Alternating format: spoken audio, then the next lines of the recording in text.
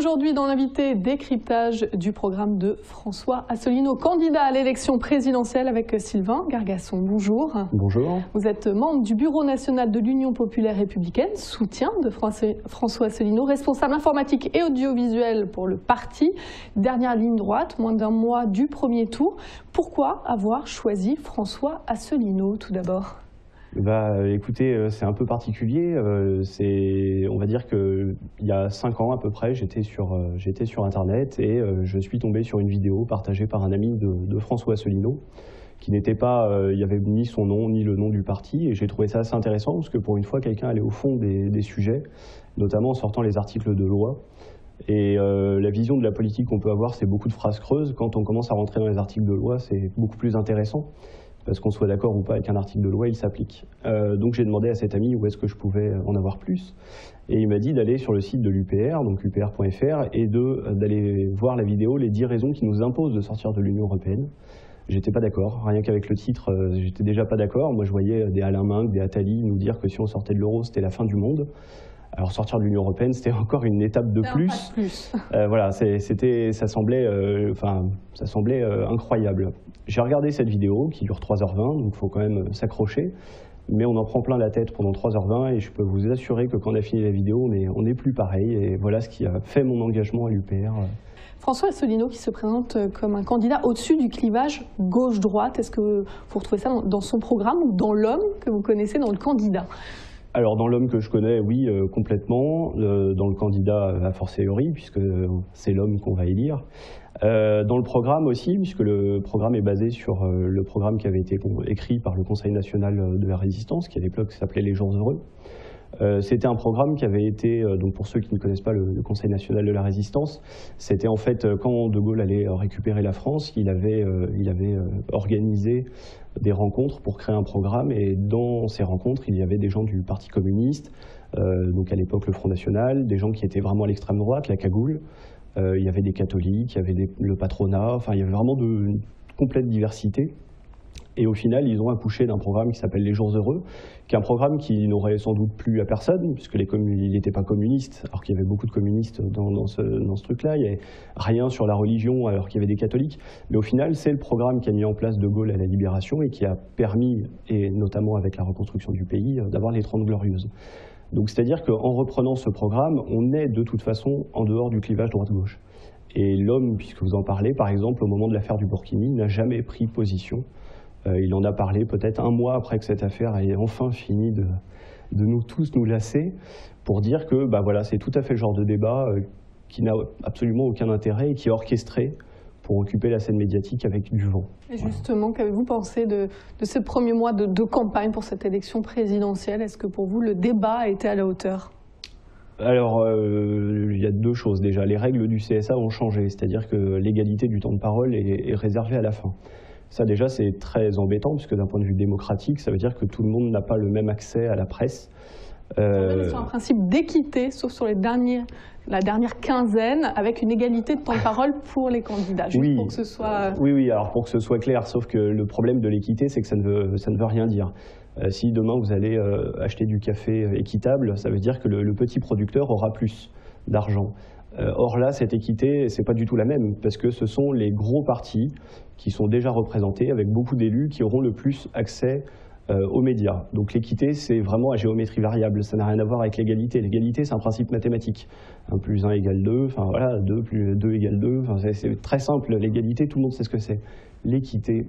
Ça a volé le débat, selon vous? Parce que j'en reviens à ma question, est-ce que le débat était à la hauteur? Oui, du coup, ça vole le débat. Moi, j'ai l'impression qu'on parle plus de forme et d'affaires que de fond, malheureusement, parce que c'est vraiment le fond qui va compter. Parce qu'au final, une fois le président élu, le fait qu'il se soit fait acheter des costumes ou autre n'aura plus vraiment d'importance. L'important, ce sera qu'est-ce qu'il appliquera, ce sera le fond.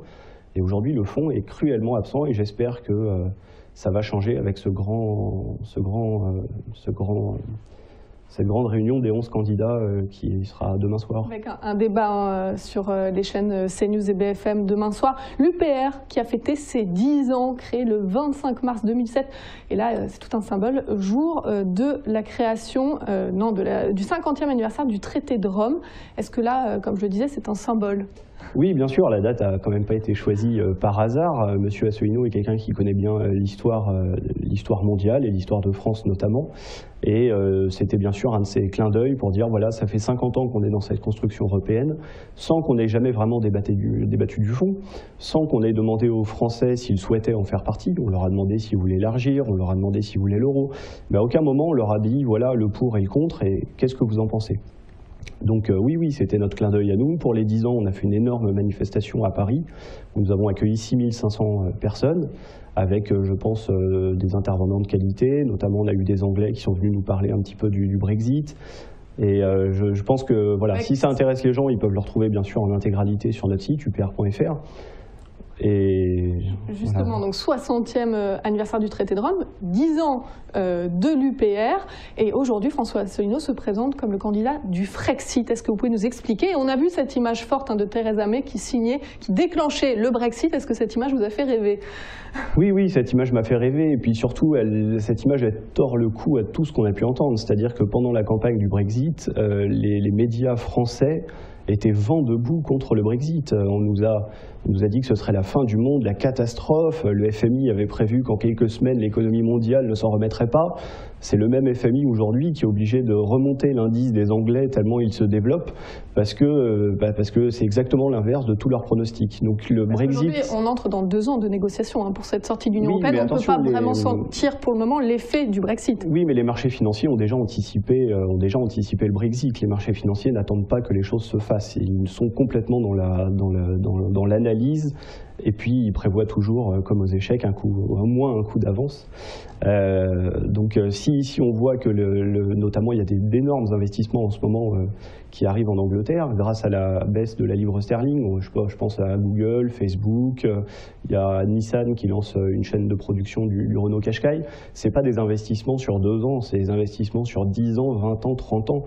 Donc vous inquiétez pas pour eux, ils ont des gens très compétents et s'ils y vont, c'est qu'ils ont d'excellentes raisons. Sur le site, il est noté d'abord cette question, avons-nous, oui ou non, intérêt à rester encore dans l'Union européenne? C'est tout le cœur de cette campagne, cette question que vous posez aujourd'hui aux Français, aux futurs électeurs. C'est la question qu'on leur pose. Maintenant, c'est une question qui nous oblige à aller dans le fond. Si on reste sur la forme, c'est sûr qu'on va passer complètement à côté de la question.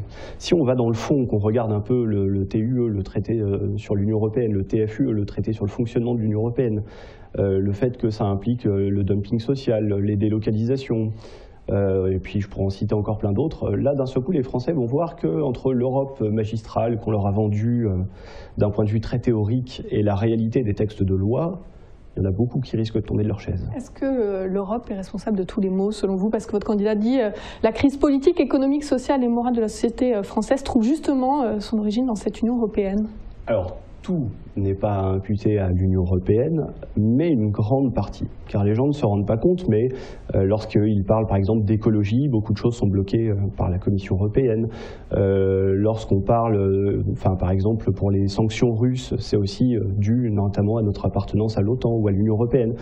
Il y a beaucoup de choses qui sont gérées au sein de l'Union européenne et les gens ne le voient pas. La loi El Khomri, la loi Macron, ça c'est les noms français, mais il y a exactement les mêmes lois en Belgique avec d'autres noms.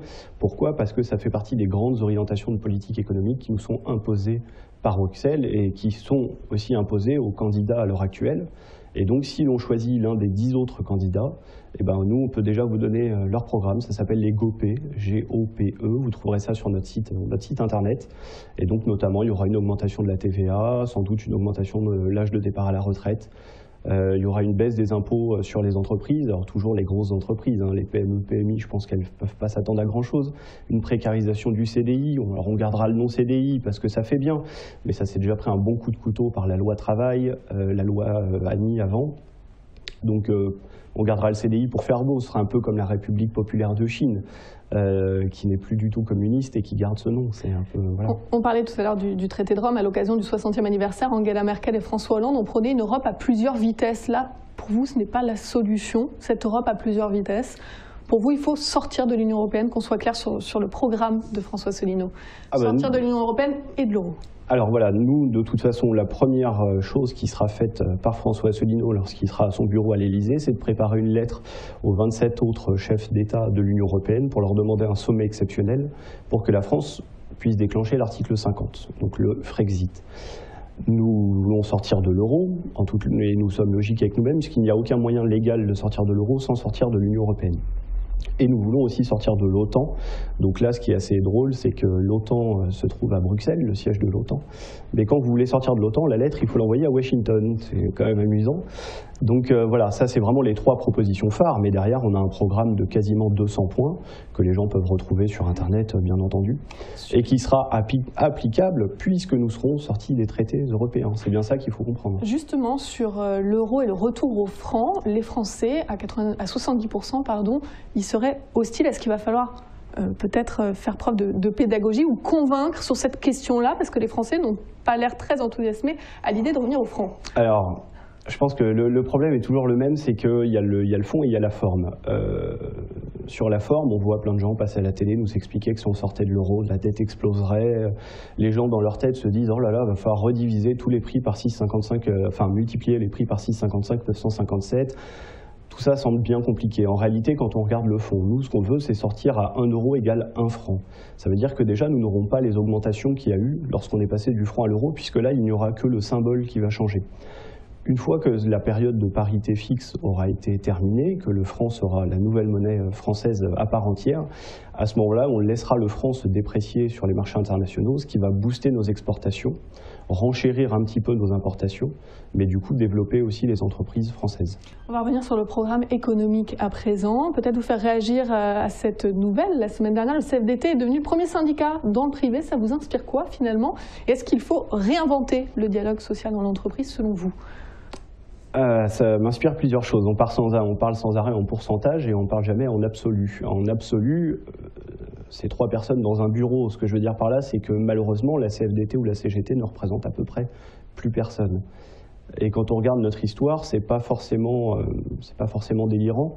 Il y a deux raisons pour ça. Le syndicalisme local, le syndicaliste que vous avez dans votre société qui va pouvoir vous aider, lui, il a toujours fait son travail, il continuera de le faire et il faut que ça continue. Mais par contre, les syndicats, les centrales syndicales sont affiliées notamment à une organisation européenne qui les finance. Et du coup, ils ne prennent jamais opposition contre l'Union européenne. C'est-à-dire, par exemple, pour la loi El Khomri, on fait descendre les Français, on leur fait faire des tours de pâté de maison, on obtient 3 modifications à la marge, mais le contenu reste le même. Les syndicats n'ont pas joué leur rôle sur Le syndicat ne joue plus leur rôle. Donc il y a eu un début de désyndicalisation à la fin des 30 Glorieuses parce que les gens avaient obtenu déjà beaucoup de choses. Et aujourd'hui, les syndicats ne jouent plus leur rôle. Donc quand ils joueront leur rôle, ils auront à nouveau des adhérents. C'est normal, c'est comme un mauvais parti politique qui perd des adhérents. Voilà. Pour parler d'autres propositions de François Asselineau, porter le SMIC mensuel de 1 153 net à 1 300 €. Le candidat UPR qui veut également revoir les CDD. Qu'est-ce qu'il en est au niveau des contrats de travail pour l'UPR? Alors déjà, il faut savoir que cette augmentation du SMIC sera accompagnée de baisses de charges pour les TPE et les PME, ce qui fait que pour eux, ce sera invisible comme modification. Ça va relancer du pouvoir d'achat pour les Français les plus modestes. Et au niveau du CDD, aujourd'hui, on a une explosion du CDD, on a beaucoup de contrats qui se sont développés, qui sont assez précaires, et donc on veut limiter ces emplois précaires, tout simplement parce que si vous allez à votre banque et que vous n'avez pas un CDI, vous ne pouvez pas emprunter. Et nous, on ne veut pas avoir une France qui soit remplie de locataires d'un côté et puis de rentiers de l'autre. Donc il nous semble logique de réinstaurer ce que les Français veulent, c'est-à-dire le CDI plein et entier. Voilà. Et pour finir, vous voulez abroger les lois Macron et El Khomri. J'imagine que demain, vous allez soutenir votre candidat pendant ce débat. Comment s'est-il préparé à ce débat à 11 ? Est-ce qu'on se prépare d'ailleurs à ce débat? Alors je ne sais pas si les autres se préparent. Je pense que le nôtre est quelqu'un de très compétent, qui connaît très bien ses dossiers. Du coup, je ne pense pas qu'il prépare ça plus qu'autre chose, puisque ce sera beaucoup de réactions en direct vis-à-vis de ce que vont dire les adversaires et puis vis-à-vis des questions qui seront posées qu'on ne connaît pas à l'avance. Du coup, lui, je ne suis pas sûr qu'il se prépare beaucoup. Moi, de mon côté, on m'a proposé de venir avec eux sur le plateau, mais comme vous l'avez rappelé, je suis le responsable informatique, donc je vais rester chez moi ou au QG de campagne, derrière mon ordinateur. Devant l'écran. Devant l'écran pour m'assurer que tous les sites fonctionnent bien, que tout fonctionne bien. Parce que voilà, notre but, c'est vraiment que les gens aillent sur le site, nous découvrent et enfin aillent dans le fond. les analyses, voir un peu ce qu'on dit. Parce que c'est ça qui fera la différence. Aux dernières élections, on a fait 1%. Ça peut paraître ridicule, 1%. Mais il devait y avoir 2% des Français qui nous connaissaient. C'est quand même énorme de faire 1% quand 2% des Français nous connaissent. Donc j'aimerais un peu titiller cette fibre et que les gens se disent mais pourquoi eux ça marche? Pourquoi est-ce que leur parti se développe alors que tous les autres ont vraiment des gros problèmes de rassemblement? Merci en tout cas d'être venu nous parler du fond de ce programme de François Asselineau devant les caméras d'Yveline Première. Merci beaucoup Sylvain Gargasson. Je le rappelle, vous êtes membre du Bureau national de l'Union populaire républicaine. Merci beaucoup. Merci à vous. Et on se retrouve tout de suite pour la météo.